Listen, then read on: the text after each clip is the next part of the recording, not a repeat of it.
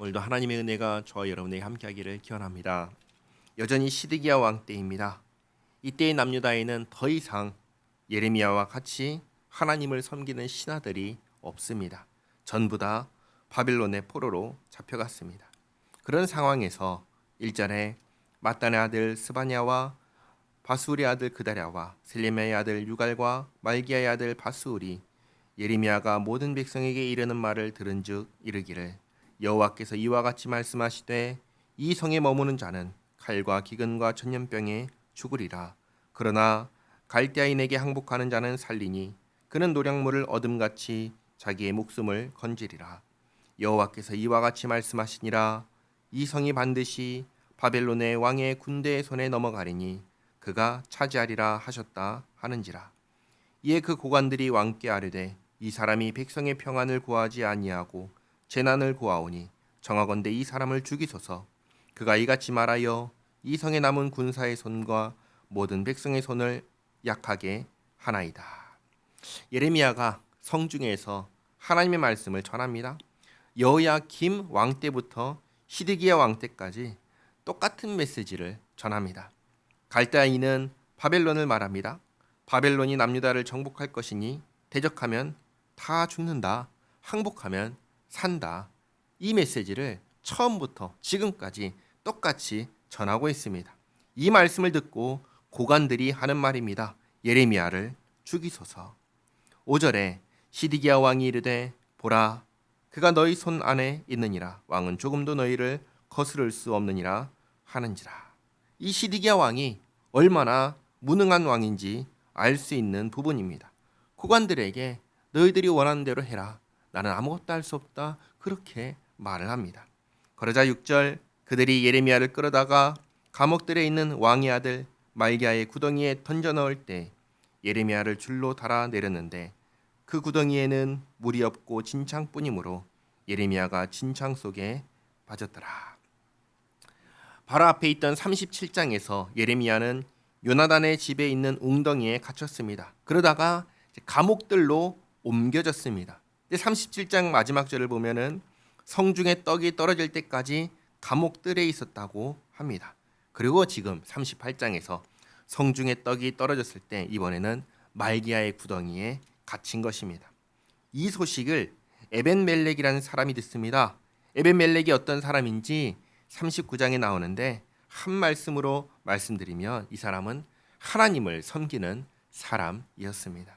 7절에 왕궁 내시 구스인 에벤멜렉이 그들이 예레미야를 구덩이에 던져 넣었음을 들으니라. 그때 왕이 베냐민 문에 앉았더니 에벤멜렉이 왕궁에서 나와 왕께 아뢰어 이르되 내조 왕이여 저 사람들이 선지자 예레미야에게 행한 모든 일은 악하니이다. 성중에 떡이 떨어졌거늘 그들이 그를 구덩이에 던져 넣었으니 그가 거기에서 굶어 죽으리이다 하니. 사실 고관들이 예레미야를 말기야의 구덩이에 가뒀을 때에는 죽으라고 가둔 것입니다. 에벤멜렉이 그것을 알고 악하다라고 한 것입니다. 그리고 그대로 두면 굶어 죽을 것입니다 라고 합니다. 그러자 10절에 왕이 구스 사람 에벤멜렉에게 명령하여 이르되 너는 여기서 30명을 데리고 가서 선지자 예레미야가 죽기 전에 그를 구덩이에서 끌어내라. 에벤멜렉이 사람들을 데리고 왕궁 곳간 및 방에 들어가서 거기에서 헝겊과 낡은 옷을 가져다가 그것을 구덩이에 있는 예레미야에게 밧줄로 내리며 구스인 에벤멜렉이 예레미야에게 이르되 당신은 이 헝겊과 낡은 옷을 당신의 겨드랑이에 대고 줄을 그 아래에 대시오. 예레미야가 그대로 하매 그들이 줄로 예레미야를 구덩이에서 끌어낸지라. 예레미야가 시위대 뜰에 머무니라. 아멘. 이렇게 해서 정말로 예레미야가 구사일생으로 살아납니다. 하나님께서 하나님을 섬기는 에벤멜렉을 사용하셔서 살리신 것입니다. 앞서도 말씀드렸지만 이제 남유다에는 하나님을 섬기는 사람이 없습니다. 다 죽거나 바벨론의 포로로 잡혀갔습니다. 에벤멜렉은 남유다 사람이 아닙니다. 구스 사람입니다. 게다가 내시입니다. 정말로 예외적인 사람입니다. 지금 여기 있는 사람들 가운데 예레미야의 말에 귀 기울이는 사람이 없습니다.